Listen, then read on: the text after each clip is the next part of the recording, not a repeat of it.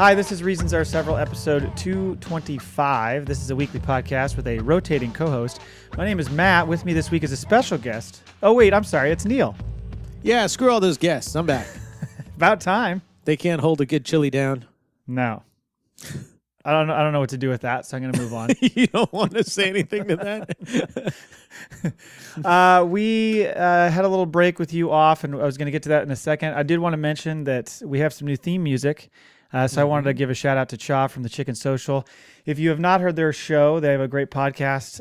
Go check them out. I think they're on a little bit of a summer break, so they're going to be back in a couple weeks. But he made those fine beats for us, and so you'll be hearing that as part of the intro and the outro. They take a summer break. I'm going to take a summer break, I'd say, every Tuesday afternoon. Just going to mail it in. Fine. Tuesday afternoons are going to be my chill time. You know, you realize that I'm used to that by now. Right.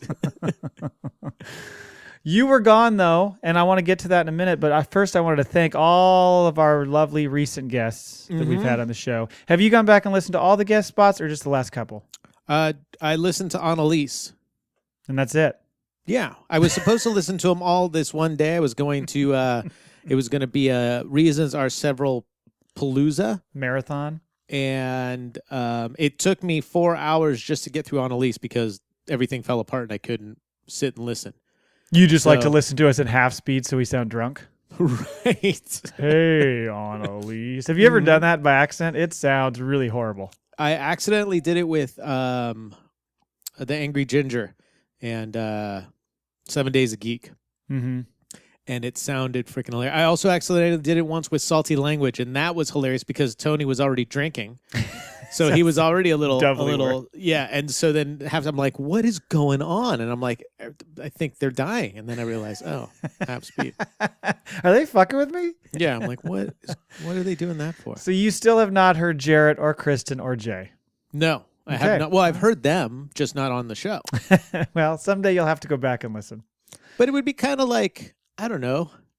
It would, if it would be like, don't make this like some sort of thing where like I'm cheating on you and you're having to go back and look at the video of it or something like that. Whoa. I think we need to have a talk. But no, I was going to say this would be like if Drew Bledsoe no longer played for the Patriots, but then came back to watch Tom Brady play. It's like, why would you do that? To support? Because he has Fuck an allegiance. He has an allegiance and a friendship and a loyalty to the team? No, because then he went and played for Dallas. I know, but you didn't go to play for another podcast. You were just off. And while you were out, these fine people showed up to fill. It's all life. These fine people showed up to fill the void, and they did a remarkable job. They're amazing people. I'm not saying that. Okay, they're just not me. It's the perfect opportunity for you to listen to the show because you're not on it. So just consider it. And I will. No, I'm going to. I definitely had to listen to Annalise because for show. Yeah. She would not be pleased if you skipped her and went to listen to all the others. Right. Annalise did a fantastic job. Thank you so much, Annalise, for coming on. It was a great conversation. It was, again, one of those where I'm pulling together a list of shit for us to talk about, and then halfway through the show, I'm like, we're already in an hour, so yeah, this is going to be long. We've had that discussion, too, where sometimes you're like, oh, I think we might be a little light, and I'm like, I don't think that happens with us. We'll be okay. I think we'll be fine. Yeah. I think your topic of one day could just be like, I'm out of topics. We're going to talk about not having topics. I think we could probably blow through an hour, no problem. It's true. But no, Annalise was a lot of fun to have on. It was a great conversation.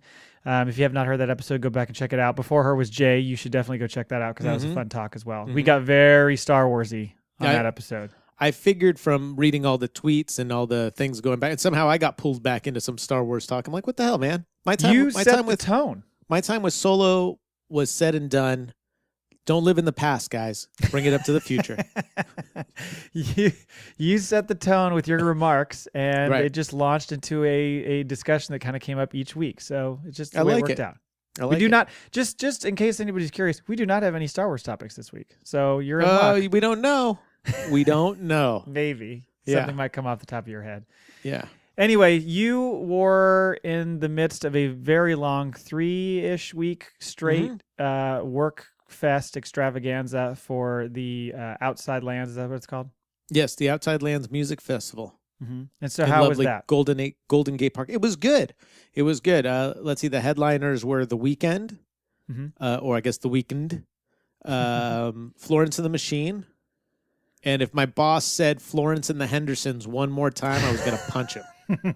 Swear to crap. I'm like, okay, the first time I'll give it to you, right? Because, Sure. But after like the 28th time, I was like, you're going to get chopped in the dinger. It's just an homage to the recently passed away Florence Henderson. Whatever. I don't care if she's recently passed away. I don't care if she came back as a zombie. It's not the goddamn Florence and the Hendersons. One time is enough. Show some respect. Frickin' God damn. No, and then Janet Jackson closed out the show on Sunday night. A few people stayed for that. It was good. And so you're obviously there doing a whole lot of setup forever. Mm-hmm. So at what point, like when the festival actually starts, what are you doing during the day? Well, let me tell you, Matt. By the time the festival, you like that? That's great. I'm glad you asked that question. Yeah, I'm glad you asked that. Great question, Matt. By the time the festival actually starts, I am so freaking tired. I could give a good wapoo what's going on, and I just kind of hide in our little office and put earplugs in and try to get some rest. But I mean, are you technically on? Are you there in case shit happens? Or yeah, like, I'm there for ridiculous reasons. But yeah, it's just in case something happens. Usually something weird happens. Like there's a gate locked that was unlocked and somebody locked it. And all of a sudden they're like, holy crap, we don't have the key for this gate. And I do. So it's like, can you come and unlock this gate? Right. Or if there's a leak of water or they need questions answered, I'm kind of there to supervise, make sure things go okay on the field. I've got nothing to do with the actual show. Right. Of course. And, while you were sitting there hiding in your office with your earplugs in, probably could have had earbuds in and listened to Reasons Are Several, but... No. With the being in this metal box, when the bass hits, it rumbles so much that you can't even hear yourself think. It's terrible. It would be a good way for whatever you listen to, you end up hating because you can't totally hear what's going on. So you just get so frustrated. That's why if I have to hear Roger's voice one more goddamn time with the Florence and the Hendersons. I was going to say you're probably sick of Florence and the Hendersons as well because you had to hear them so much. It's kind of like when I was in college and I lived so I was on the second floor of an apartment complex and there was the people up, third floor right above us, and they really liked Bob Marley. Oh, okay. So they would play Bob Marley all day. But here's what I heard in my apartment. Doom, doom, da-dong, dong, da-dong, dong, dong. Over and over and over. Never the vocals, never anything else, just that fucking bass line repeated all day long. So it got to a point where I was like, I'm really tired of Bob Marley now. And it's tough, too, with Bob Marley because he does have quite a few songs, but everybody kind of knows his hits, and he doesn't have enough songs that you can listen to it every day for more than a few weeks. And then you're like, we're listening to this again. No woman, no cry, my friend. No woman, no cry. They had their CD player on repeat. Yeah, that's... and Bob Marley's great, but there's a lot of really good reggae musicians from, some of the other artists that Bob Marley played with. Some of the Wailers, freaking amazing in their own right, freaking bust out a little bit. Not just Bob Marley. But also just when you isolate just one particular sound from a song or a series of songs, it's hard to listen to that over and over and over again. Mm-hmm. So anyway. So that was my long ass few weeks. It was a good time, survived. Do you like outdoor music festivals? Not to go, no, but to get paid to watch, I love them. Yeah, I fucking hate going to them. I think I've talked about this before, but I'm just so much more excited to go to a kind of either smaller or mid-size venue indoors because when you go to the outdoor venue, you lose something. The sound doesn't stay trapped in as well. It's a fucking mess. There's people it's just a mess. It's just a goddamn mess. I don't mind the outdoor venues as much as if it's like I'm going to see this one band and it just happens to be outdoor and it still doesn't sound as good, but I'm not spending all day there to see multiple bands. That drives me nuts. Heaven forbid you got to piss. Oh, it's watching these people. I'm like, why do you do it? Why do you pay so much money to do it? Mm-hmm. Unless you have some deal where like you're in like some, I don't know, like they have the corporate VIP tickets. Yeah, exactly. If you get something like that where you've got access to a bathroom and drinks and food or whatever else, and you can get in and out of it with somewhat relative ease, right? Then sure. But just being a regular goer and like getting up toward the front of the stage, when you see those people up toward the front of the stage, they are peeing where they stand all day. Oh yeah, and like at the festival, the Outside Lands Festival, where the porta potties are for the general admission, not the VIP. They're always freaking packed. So there's just people peeing in line, people peeing behind them. It's just a big pee fest. Every year you hear like, oh, porta potties are overflowing. Up, there's a bunch of people peeing behind the porta potty. Nope. What are you going to do? Stop them? Yeah. You're going to go arrest 600 people for peeing? I mean, it's 80,000 people for 3 days. It's not like it's only like 6 people and you're like, hey, can you just wait 5 minutes? Right. Yeah. Come over. You don't want to start a freaking riot for people peeing. No. And if people start going, like you said, they're not going to stop. It's just gonna keep coming. No. Do you have any good white guy stories? I don't from this year. It was pretty mellow this year. I think because it was like it wasn't. I mean, it didn't sell out every day. Yeah. And it didn't really have like the band that would. It was all so different and so mixed that it wasn't. There was no like freaking send your penis pics to this number or anything like that. So right. Yeah. But it was good as far as work was concerned because it was a little more mellow than previous years. Gotcha. Yeah, I think I told you that I have a friend down there, this guy Paul, who last year came up here, and I was out of town, unfortunately, but he came up here because he purposely leaves the city every year when Outside Lands happens because he just doesn't want to be near it. Yeah, if you live anywhere near it, it's just not fun. I mean, everything for those 3 days gets just at that part of the city gets public transportation's a mess. You can't go. Some of the restaurants and like little stores just shut down because they don't want to deal with the drunk idiots. And this year, here's one story. So we were talking to Rock Med, and they were saying that especially in this last year at big festivals like this, there hasn't been a large drinking problem, but everybody's like on MDMA and all these crazy hallucinogenics and just dropping. So their freaking tents are full of kids that are just way, way overdosed on God knows what. Yeah. So obviously a lot of the stores and the businesses don't want to deal with whacked out kooks walking into their stores, falling in love with a bag of chips or doing, fondling the Twinkies. So makes sense. It was amazing. Like after the show to go walk on the field and not nearly see as many bottles. Cause usually, people sneak in liquor bottles of course. And wine. I mean, it's hilarious. Sometimes you find like a gallon wine bottle. You're like, how did you get that in here? Had boxes of wine and all that fun stuff. And hardly any, but freaking little vials and little capsules everywhere. Oh, man. Yeah. Well, I saw more pupils the size of my butt than I saw freaking bottle caps. Well, it's good to have you back. It's been about a month since we recorded, so that's kind of crazy. Yeah, it's been. I missed you. I missed chatting. I missed our. It's funny because as it was going on, there's a lot of things that I thought like, oh, Matt would think this is funny, but then you weren't there, so I'm like, fuck him. Fuck him? Yeah, because I'm it's like, not my fault that you were busy. Not true. You could have bought a ticket and come down. Yeah, I'm sure that would have been great for me to hang out in your office. Boom, boom, boom, dong, boom, dong, dong, dong, dong, dong, dong. Anyway, well, I'm not going to say speaking of white guys because maybe they weren't, but they probably were. I have an item for you. It's sports desk time. There you go.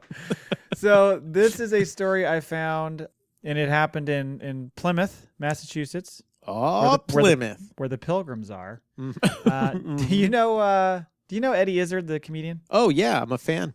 Have you ever seen, he did a stand-up. He does a lot of historical stuff in his stand-ups. Yeah. And he did one about the Pilgrims, about people coming to America. And he was like, the Pilgrims, they set off from Plymouth and landed in Plymouth. How lucky is that? Yeah. And he's like, this is Plymouth? We've just come from there. Yeah. He's fun. I like him. He's funny. His humor is fairly smart. It is. He used to he used to dress as a woman. Yes. And he still will sometimes do his shows like half dressed as a woman, or his nails are painted, or he'll have like long earrings on. Yeah, he might still do some of that, but he used to be full on. Oh yeah, yeah, full. So anyway, here's the story. A Friday afternoon round of golf ended in one of the most ungentlemanly ways possible, with one golfer biting off part of another's finger. Freaking don't touch my ball, bro. That's my ball. That's right. You did not. That was not a birdie. That was a fucking par. Give me your finger. Yeah, that's right. A 47-year-old man, oh boy, was brother. arrested and charged with mayhem. What an awesome fucking charge that is. Tommy Lee would be thrilled. Exactly. At Southers, I think is how you say it, Marsh Golf Club in Plymouth after the incident, which occurred around sunset. Do you think maybe it was like some like kinky sex stuff gone wrong? Like one golfer was sucking on another golfer's finger and just went, "Oh, sorry." Yeah, got hit in the back and went bit down. Yeah. According to the police call, the 911 dispatcher said, quote, "Be advised, an update from the PD. Apparently there are two foursomes that got into an altercation and there's been a finger that's been bitten off," which just sounds like a scene out of Anchorman. Yeah. And you think like, how did the finger get into his mouth long enough for someone to bite it? That's what I'm wondering. Yeah. And so it says they arrived to find the victim had his finger bitten off to the knuckle. Oh, wow. The rest of the unidentified man's finger was put on ice as he was rushed to the hospital for treatment. I'm wondering which finger it is. I wish they would have told us. Do you think the guy flipped the guy off and the guy just fucking devoured it? That would be like, what happened? That would be good. Or even, I mean, anything you come up with. Like if the guy's pointing the guy, on the guy's chest, like, yeah, you are really terrible at swinging that club, you dork. And then that's exactly how golfers talk to each other. Well, you are terrible at swinging that club. Well, I don't know what you get upset about. You're like, yeah, well, your ball landed near mine. I mean, what a bunch of dildos. So he's that is not how golfers talk to each other. Well, some do. And so pointing on his chest, and the guy just freaking ducks down real quick and just goes right into his mouth, and he's just chomp. He just snapped. He's like, "What do you think about that? Nice grips on your clubs, bro." So many great euphemisms to include there. I mean, come on. What are these guys even arguing about? I don't know. But it seems extreme. It does say under Massachusetts law, mayhem is defined as malicious intent to maim or disfigure another person. It is punishable by up to 20 years in prison. Could you imagine this guy being in the fucking pokey? Being in the Huskow, and being like, "What are you in for? Yeah. Mayhem?" Right. And just like with fucking wide eyes. Totally. I think everybody would stay away from you. They'd be like, "Whoa, that dude's in for fucking mayhem." But with those goofy little white shoes with the spikes and the one glove and like the pink still and got the powder gear blue, on. pink and powder blue, collared shirt, probably not gonna his cool little ping hat. Oh, dude, that's a hardcore hat. Yeah, ping, bro. I'm all about ping. I just love being in jail for mayhem. I think that's like being in jail for like tomfoolery or something like that. Like, like there's a jury trial and the jury on the charge of tomfoolery, and you're just laughing. Yeah. We find the defendant guilty. We find him innocent of mayhem, but guilty on 2 counts of tomfoolery. Right. His lawyer tried to whittle it down to just like 1 count of skullduggery. Right. Give me a fucking break. Anyway, that was the end of the story. I just thought that was so fucking funny. Do we know why they got in a fight though? They didn't say. There's no more information. There's no pictures. That's all the information they had. I need to know. We need to do a ping. I can't even talk. We need to do a ping update. Got to find out why these 2 hardcore sports enthusiasts threw down on the golf. Well, links. there's always a chance every now and again when that kind of thing happens, like on Deadspin or some site like that, they'll be like, "So that guy that got his finger bit off," it'll be like a week later. Right. And then there'll be some story about it, or some guy does some dumb interview about it. So we got to find out, because I mean, it's freaking that, unless next week there's a story about like 2 bowlers freaking going at it. Well, that would be pretty good though. That could get dangerous. You ate my nachos and spilled my beer, All right. So, from the sports desk to the news desk. Oh,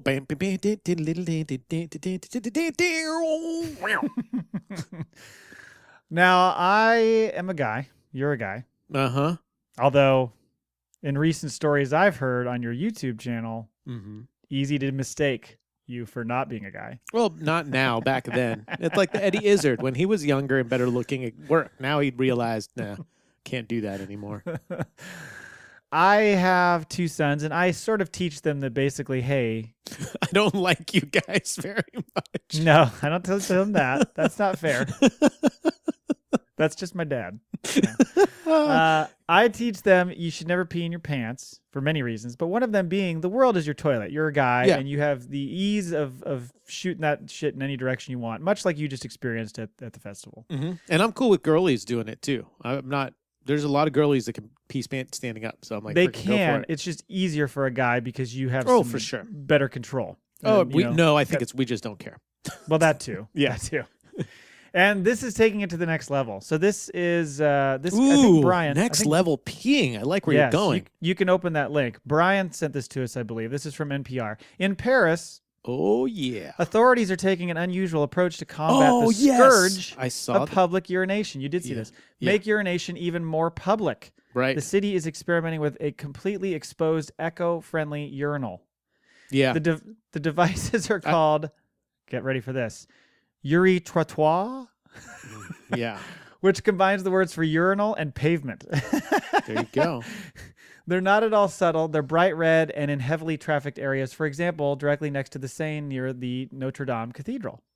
This sort of reminds me of, and we talked about this on an episode you haven't listened to when Jarrett was on, my buddy Jarrett. Mm-hmm. We talked about... Shout out to Jarrett. Shout out to Jarrett. He did a great job. Drive the truck, Jarrett. Drive the truck. No, not that same guy. Damn it. Different guy. But we talked about being in Amsterdam, and I was saying how there's places, especially in the red light district, which is where we primarily were. Take that for what it's worth. And you would walk in, like, past this little partition and around the corner, and there'd just be a wall, and you just peed on the wall. Like, that was their urinal. It was allowed. It was legal. Yeah, it was legal. Oh, nice. And so this kind of reminds me of that to a degree, although it's a little more discreet because you actually walked around a wall and nobody could see you, but you're peeing against a wall. That's all it is. Like, you expected there to be something, a hole in the wall, and something. Nothing. It's just peeing against a wall. It's kind of funny because in Jamaica, they'll have a lot of walls in places, and there's a lot of signs that say, don't urinate here. Like, this wall is not for urinating. There's a natural instinct by men to pee against walls. Yeah. Apparently. Maybe this goes back to Jay Giles' band. I know you are was that a song or an album? Piss on the Wall. Oh, was that Jay Giles? It was Jay Giles. I know you are a big fan of peeing in front of people. So this sounds like it's right up your alley. Little red box to pee into. I think it's going to, but people that like to expose themselves, I think are going to use this as just like, I'm just an peeing. Excuse. I'm just standing here for 3 hours peeing while people go down the river. It seems like an idea that came about and then wasn't fully thought through. It says, if there's any confusion, a large white and red sign with a red arrow and a cartoon of a man peeing probably clears it up. Do you see the picture? Mm-hmm. That dude is leaning back and doing the drunk pee. R. King. Or R. Kelly, one of the two. But he's arcing that. He's got freaking rainbow shot. That is not a proper way to demonstrate how a guy is supposed to pee there, because then that just looks like you're showing it off for everybody. Like you said, it's maximum exposure. And it looks like he's gonna topple back. It does, for sure. There's two types of drunk pee. There's the lean back, and there's the one hand against the wall. Yeah. And so no wall here. In Amsterdam, you can do it. It's funny too when you're like really drunk peeing and that's when you really realize how drunk you are. Because the floor is moving. God, yeah. And all of a sudden you're like, I'm really drunk. And you try to talk yourself out of being as drunk as you are. Like, man, I got to get this together. This is not good. Come on, just get some water. Take a minute. Only then to finish peeing, going out there and going, where's my beer? Someone get me a beer. That or the thing where like you start to kind of lean a little or stumble a little in one direction and you walk it out. Like, no, that's my plan the whole time. That was the whole thing. I was actually going to go in this direction. Right. Everybody knows that was my plan. Right. It's fun. Yeah, the picture's interesting too because it just looks like a trash receptacle.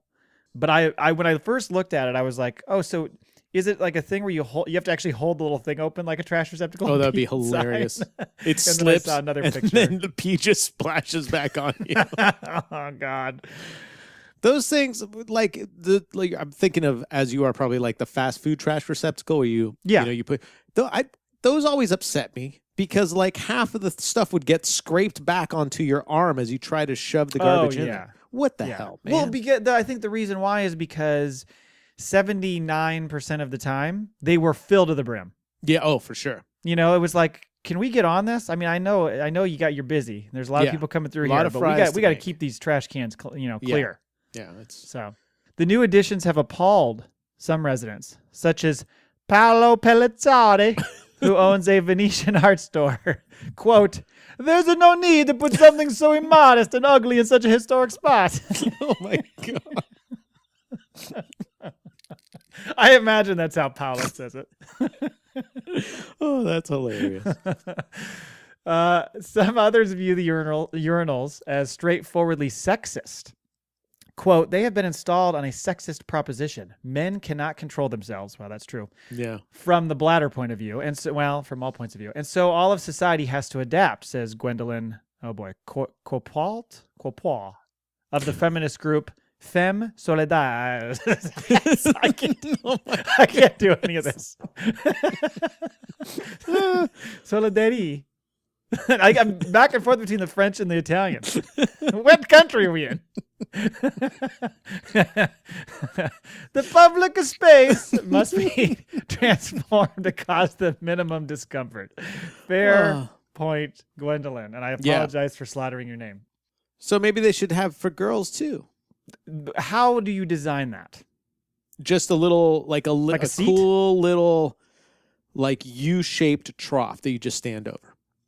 Is it a U-shaped trough? It doesn't make sense because then you'd have to pull like your pants down, straddle this U-shaped trough, and then back out of it. I was thinking, is there a way? But if there's anything where it involves you sitting, it's going to be a sanitation issue. Yeah, no, so you have to hover. Yeah, there have to be a hover. So there's like the wall sit area. Like so or it comes out of a wall and it's like a little slight, like think of a banana trough. Mm-hmm. And so you can't pull your pants down and you just kind of straddle over it, pee, and then back up, pull your pants up and go. It could happen. But then you're going to get all the pervs that are just going to hang out there to watch. It's going to be all pervs. Dude, I'd bring my seats from Candlestick. You and I could just sit there. I'll bring the guitar and 9 so you can strum along and have a friend with you. And I can sing in Italian. Yeah. Or French. Or both. Oh, solo mio. Anyway. The designers advertise their product as, quote, the urban ecological solution for civilizing wild peeing. Wild peeing. That's a gang name for it. Like we've talked about. Men don't give a fuck. They'll pee anywhere. It doesn't matter. I think what they should do is they should make that thing, but when the guy whips out his ding-a-ling to pee, something just punches him right in the balls. Like, no, dumbass. Really? Idiot. You thought this was okay? Men pee into the receptacle, which is filled with straw and other composting materials to keep odors down. It's basically a litter box. Nice. It should be a litter box. That's what they should have to fucking kick Scrape? the fucking. Yeah, that would be awesome. That material eventually becomes compost that can be used to fertilize plants. On top of the urée-trottoir is a small flower garden to beautify your public spaces. I noticed that when I looked at the picture. I was like, what is on top of that? Yeah, when I first saw the picture, when I first saw the story, I thought that's where people peed. I'm like, that seems weird. Water in the plants? Yeah, I'm like, that's not good for the plants. I mean, not that much pee. Oh, man. To me, it seems like having that there is a bad idea because, let's face it, it's Paris. So people are just going to put out their like Gitané cigarettes in there and stuff. Right. You know what I'm saying? Like, it's just an opportunity for them to fuck with that garden. So that's not a good idea. No. You ever had a Gitané? No. Oh. But I am a fan of peeing in public. Yeah. I mean, peeing outdoors, I should say, not necessarily peeing in public. Yeah, you don't want to do it in front of people. No. Outdoors is fun. It is fun when you get a puppy because then I pee outside with them all the time. Oh, to show them. Yep. Do you lift your leg? No. I just pee. But it is funny because they are very interested. They'll like come over like, what is going on? Like, that's me, man. Only I do that. Yeah. Why are you doing that? You have a toilet. This isn't the first time Paris has tried to tackle the wild peeing problem. What are Parisians doing, man? They just got to pee a lot. They're drinking wine. They're not drinking a lot of beer, so they're not peeing as quickly. Maybe they're well-hydrated people. Could be. In its effort to stem the flow, wonk, wonk. Whoa. Paris has installed some 400 self-contained, self-cleaning unisex public toilets known as sanisets. That's right. We have some of those in San Francisco. Yeah, those are the ones that just hose the whole fucking thing down when you get out, right? Yep. And we joked about that before. if you didn't get out, locked down. Yeah, you're shower. Yeah. It hoses it down with pee since pee is, what do you call it? Not an antiseptic. Sterile, yes. It also, it's just like a water world. Antiseptic would be awesome too. You just open your mouth. Oh, God. It also employs a small army of street sanitation workers who disinfect and deodorize thousands of square meters of walls and pavements every month, which is similar to what I talked about in the red light district of Amsterdam. Right. Every morning they hose the shit out of the whole fucking place. It's like everything is washed away except for maybe the shame of the previous night. Right. Laurent Lebeau, a designer of the Uritrottoir, tells the newspaper that the device isn't a complete fix to the problem. Still, quote, drunk blokes just keep pissing. Yeah. That's amazing. People may laugh at our solution, but it could just work. Would you pee in these things? No. No. Well, what if you really had to go? Yeah, and you're like waiting for like a some sort of boat ride up the Seine, and you can't leave because it's coming in 10 minutes, and you just got to go, and there's nowhere else to go. Because I'm a pee fiend. I pee a lot, like to the point where I'm always asking my doctor if something's wrong with me because I pee way too much, and I will hold it till the point I have to go, like I'm going to explode. So I've actually like a little child. Yeah, I've had to pull over on the side of the road and pee in a bottle in the back of my car because there was no way I was going to even make it to the next gas station. Sorry, just for efficiency's sake, why are you not just peeing while you're driving? Well, because I like to keep my cars clean. So but if I was out with a bunch of friends, or if we went out with Alex and drank way too much, as we sometimes do, and then I really needed to pee and saw this thing and I was a little buzzed, I'd probably be like, that's what it is. I mean, it's there for me to pee in. I'm not peeing like on a plant or on the side of the road. So it's not like I'm breaking the law. So I might, if in a pinch, literally. Certainly at night, I would think, more than the day, would you feel more comfortable doing that. But also, you being Mr. fucking germaphobe, I can't imagine you'd want to put your dingling next to a place that everybody in the world is peeing. Well, I'm going to do it like the picture. I'm freaking arcing that sucker from about 4 feet away. Yeah, exactly. Look at this. Yeah, I don't know. It's weird, but I could see I mean, definitely, like you said, it's not going to be like I just grab my Starbucks. It's 8:30 a.m. and I'm like, whoop, gotta pee. I'm gonna pee in this. No, but late at night, chilling, got nothing better to do. Should they have step ups for like the kids? No, to go pee in there as well. No, the dad's got to hold them up. Had to do that many times before. Make it more uncomfortable for everybody involved. I think I would get stage fright because I'll get stage fright from time to time, and I think I would if all these people are around. But enough beers in you. Enough beers in you, then it doesnn't matter. Yeah, you're like, yeah. No, I couldn't do it. Like, I probably couldn't do it if I'm like, oh man, I kind of have to use the bathroom. And it was middle of the day, and someone's like, oh, use one of these. I'd be like, no, no thanks, no, thank you. You would just pee in the flower bed up top. That's what you would do. Where I just pee in the river. That stand on the balcony. Would work too. This is gonna flow away. It doesn't matter. Yeah. So we mentioned. Earlier, I mentioned Cha from the Chicken Social, who provided our new theme song. Thanks again, Cha. Last year, he was on the show when we covered this topic. Okay. You were busy with Outside Lands, and I think I was about to go out of town. So go check that out if you'd like. It's episode 179. So we talked about the Texas State Fair. All right. And he's from Houston, so I figured it was a great topic for him because he's down there and very familiar with a lot of these fried foods. The finalists have again been chosen for the Texas State Fair. I think it's called Big Tex. On Sunday, this coming Sunday, August 26th, they're gonna crown the winners. There's 3 categories: best taste sweet, best taste savory, and most creative. So last year, for instance, the sweet category was won by the Gulf Coast Fish Bowl. Okay. Would you like me to tell you what's in that? Of course. Nerd candy on the bottom. This is an alcoholic beverage. Nerd candy on the bottom. Blue pina colada blend for the water. Okay. Swedish fish floating around in the water. A pineapple ring on top as the lid, and then more nerds sprinkled on top. Well, that sounds like a sugar shock. I mean, good God, how could you eat that or drink that? That beat out the Pinot Noir, popcorn, deep fried Fruit Loops, and fried Texas sheet cake. Oh, Jesus. Fried Texas sheet cake. It just makes you think that somebody's just taking a sheet cake and just putting it right in the fryer. Oh, yeah. Oh, for sure. Guarantee that, like the big fry things where they have like the 6 baskets in there. They just took all the baskets out and just dumped the whole sheet cake. Dump it right in. Yep. Here you go. It's just all just goo. Yeah.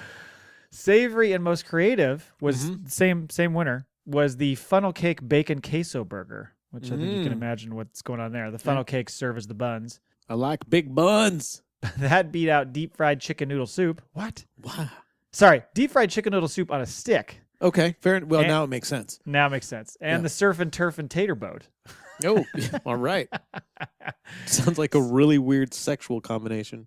So I want you to listen to these descriptions of these finalists and tell me which one you would choose. By the way, previous most creative winners included, I just want to mention this, fried Coke.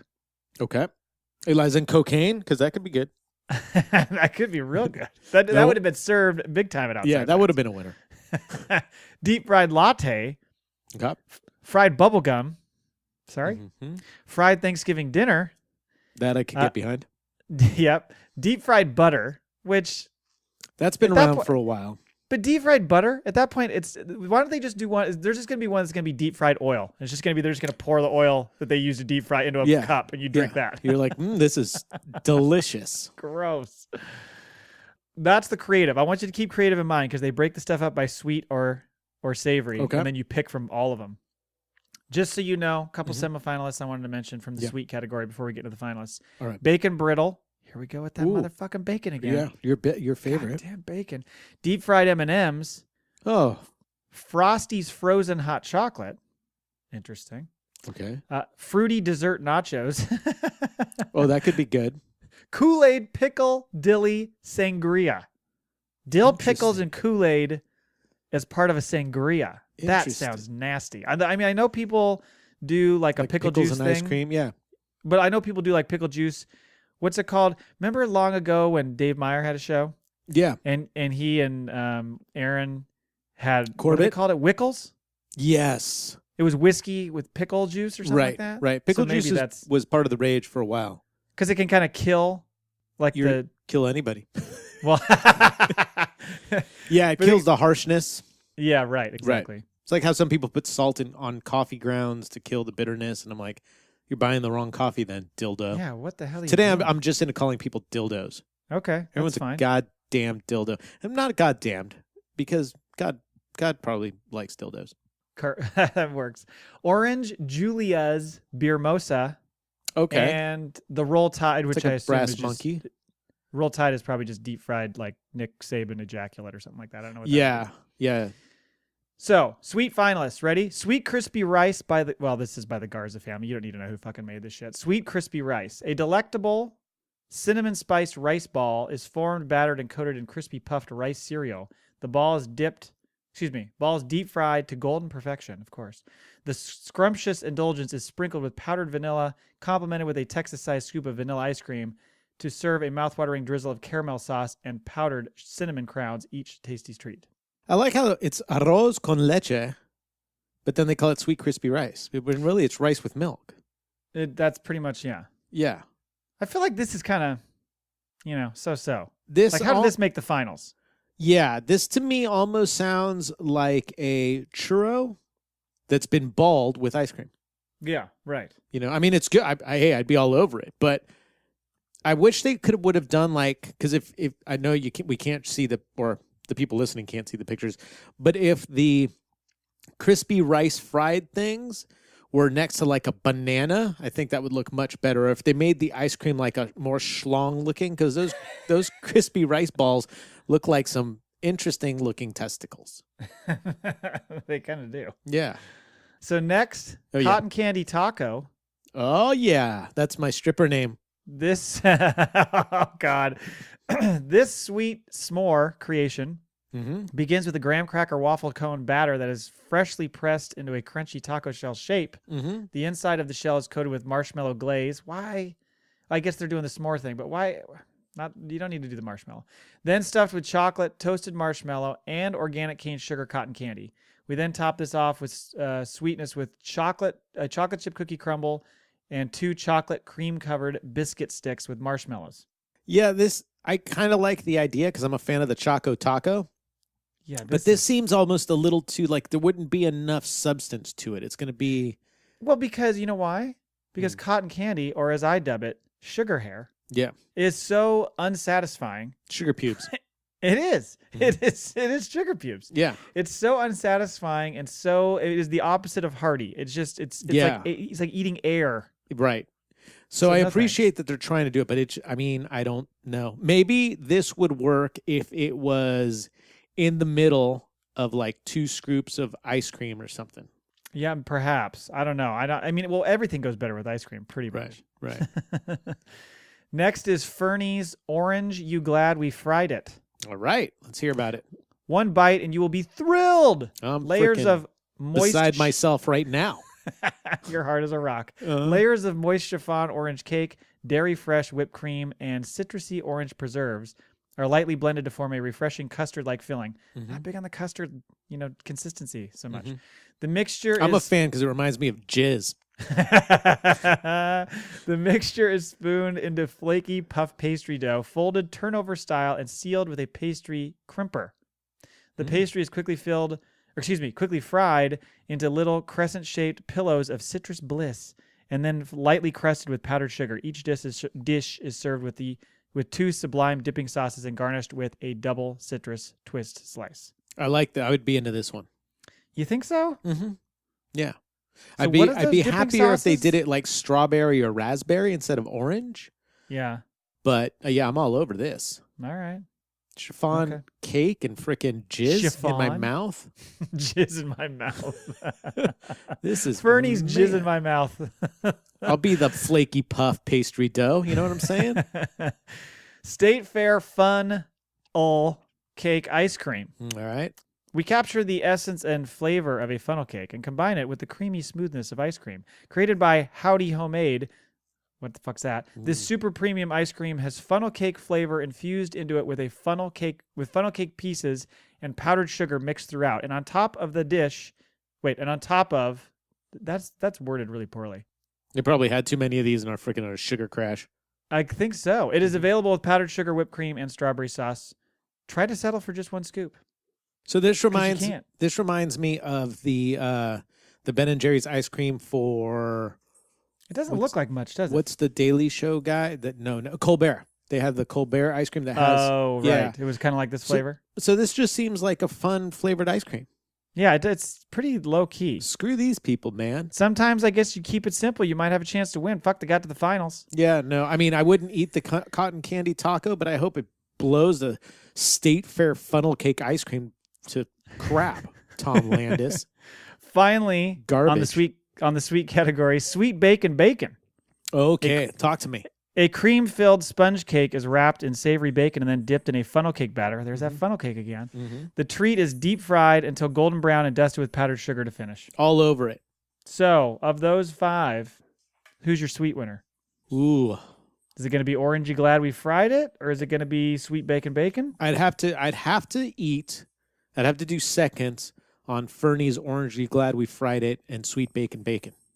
So you're going each. But I will say this: Fernie's is made by Winter Family Concessions, and frickin' the 2 dildos that made the bacon, Ed and Eddie or Ed and Edie Campbell. I don't like the fact that they've got the same names, so they may lose just because of that. The best part of that whole thing is that it's something that nobody will know. Right. Is that you're dropping heaters and then in mid gasp for air, you turn and kiss your wife and then come right back to me. Yes. Yeah. Just like a fucking pro. Just right back into it. Phenomenal. But the sweet bacon sounds, as of now, I mean, even though those 2 dildos made it, sounds the best. It depends on the bacon, though. If it's too bacony, then I'm upset. But that's the problem with bacon. Here we go again. Bacon dominates every fucking flavor in a thing. So if you put bacon in it, it's going to taste like bacon. Well, that's what... See, it's like peanut butter. I have to find out. Put peanut butter and shit, it's going to taste like peanut butter. Yeah, that's funny. One of the things I was eating because it was difficult for me to find a bunch of funnel cakes. You were just eating funnel cakes the whole time you were at Outside Lands. No, I did make like a couple peanut butter and honey sandwiches or peanut butter and jam sandwiches because I found a really nice jam that's all natural with no artificial sweetener. That's 50% less sugar. So I was hoping so because with your sugar concerns, I was going to say jam, jelly, and honey all are going to be high in sugar content. But it didn't taste peanut buttery enough. It tasted too bready. I think I got a bread that was too bready. Some goddamn health nut bread. Ruined it. Man, I dildoed myself. You know what I'm saying? It was probably Ed and Edie. Oh, those Fucked 2. Ed and Edie's bread. Ed and Edie's dildo bread. I want to pretend that she's called Eddie. Yeah. Dildo bread. All natural dildo bread.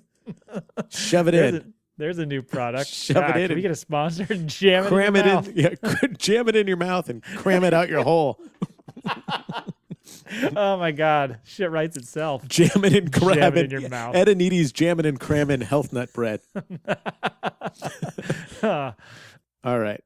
So, on to savory. Savory. Semifinalists that didn't make it, corn dog ale, which sounds like... That's got my brother's name written all over it. That motherfucker, that's like 2 of his 3 favorite things in the world, corn dogs and beer. Nice. It makes him sound like he's probably like 350 pounds, but he's not. Yeah. And not very bright. And not very bright. Deep fried bodacious bacon bombs. Now, I bet those taste like pure bacon. Oh, for sure. Yeah. Deep fried chicken tetrazzini, Parmigiana. That sounds good. I have diarrhea just reading that. Yeah. Deep fried ranch. Am I remembering correctly? Is Annalise, isn't she a huge ranch fan? Oh my God. We were out Friday night with Alex and the crew, and she ordered calamari with a side of ranch, and everyone went, it was like the record skipped. Somebody took the turntable and broke it over somebody else's head and then made them eat the freaking record that was on it. Everyone's like, wait, what? She's like, oh yeah. And I'm like, no, man. Why would you do that? Why would you? Fried Kool-Aid pickles. Yep. Again with the fucking Kool-Aid and the pickles. Yeah. The fried pickles thing is. What's the magic combination there? Do like fireworks go off when those 2 get combined? We should try these things. Maybe we should. Mm-hmm. Taste off. Okay. I got gay quick. We should. Taste off. Taste off. Let's do that as a vlog post. Sounds good. King Crispy Coconut Crab Sliders. I see. I don't think you need to ruin the crab with the coconut. Yeah. Like, because I saw one here. It's a deep fried lobster pops. So I'm like, when it comes to seafood, I'm like, no, leave it alone. Yeah, I think it's okay. Yeah. Pico Frito, deep fried pico de gallo. That sounds good. Interesting. And finally, Southern Fried Chicken Nachos, which just sounds like a fucking drunk invention. Yeah, it sounds like, good. Let's just put some fried chicken on there and shit, and mac and cheese or whatever. Yeah. I don't know. I like it. Okay, the finalists, savory. Deep fried shepherd's pie. Mm-hmm. We mixed shredded cheddar cheese and cream into our savory mashed potato pillows. Each potato ball. I'm gonna mix some cream into your potato pillow too. Then it says each potato ball. So where you balled up your pillows? Yeah. Is filled with Grandma Shepherd's. Wait for it. Pie filling. Here we go. Made of ground beef, mixed vegetables, and rich beef gravy. So this is kind of a cream pie. It's Grandma's cream pie. Exactly. It's Grandma's cream pie. Don't search for that because it'll take you probably straight to Pornhub. Our special seasoning creates an explosion of flavors and textures as the filling and creamy potatoes mix with each bite. So Grandma's cream pie is going to explode in your mouth. It is. Wow. Grandma! This sounds good, but not that thrilling. I'm a big fan of shepherd's pie. And I'm a big fan of fried stuff, but it just seems like... And you like grandmas. I'm a big fan of the mature ladies.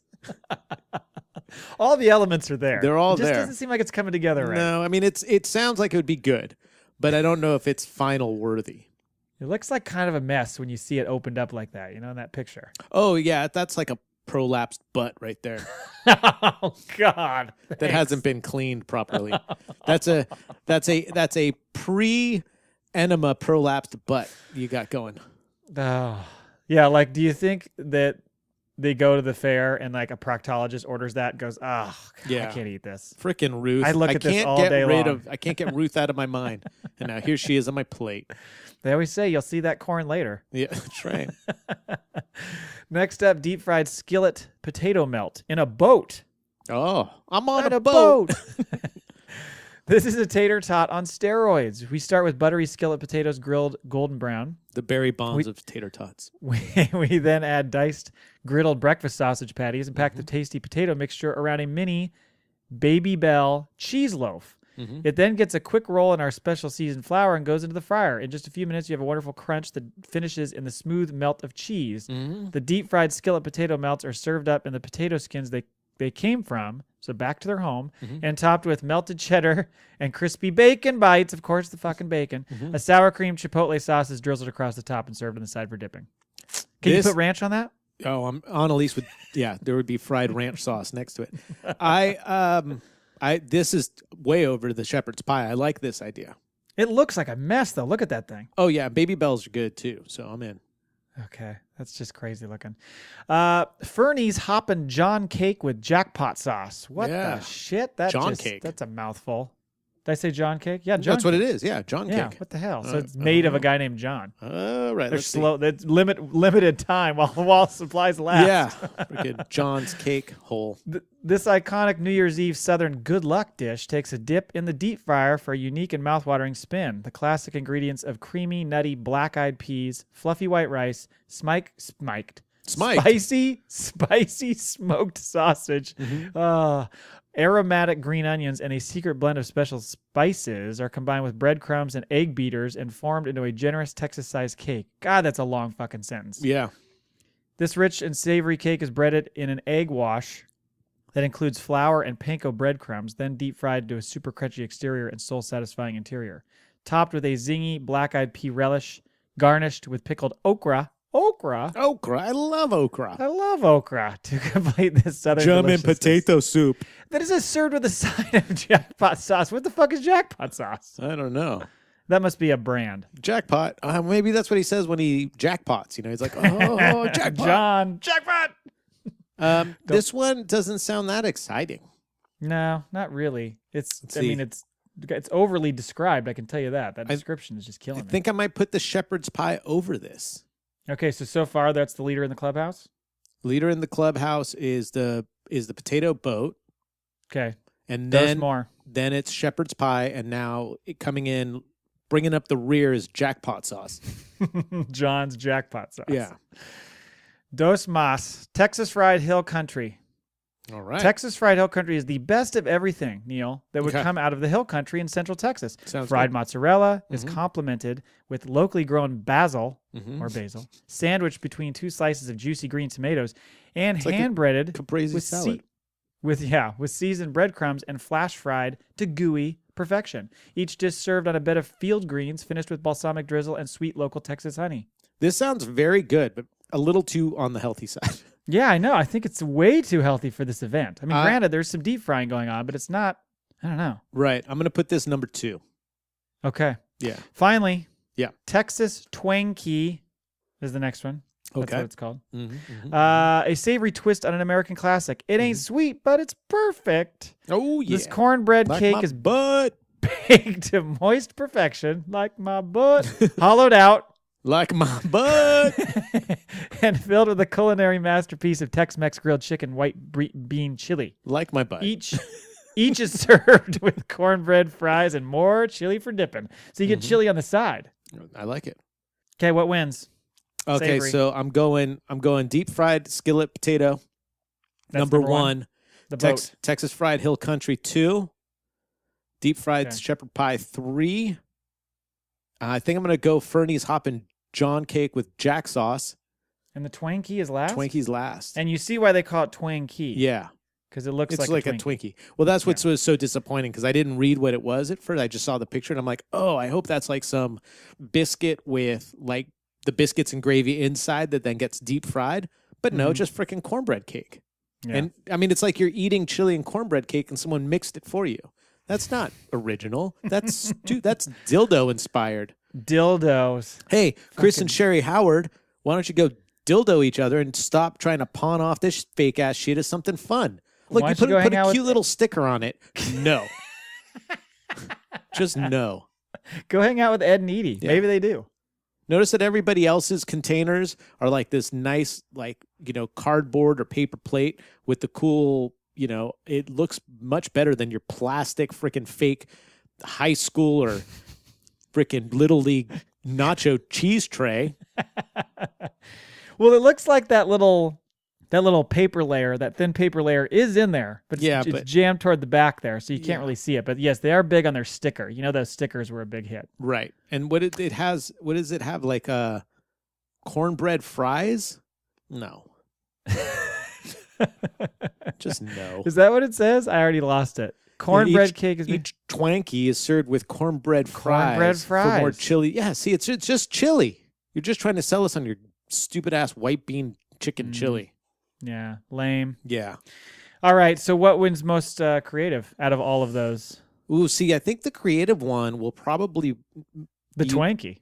Yeah, will probably be one that not necessarily. I think the cotton candy taco could win most creative because it's kind of out there and a little bit different in what it does. Like ice cream. Oh, you made a creative ice cream?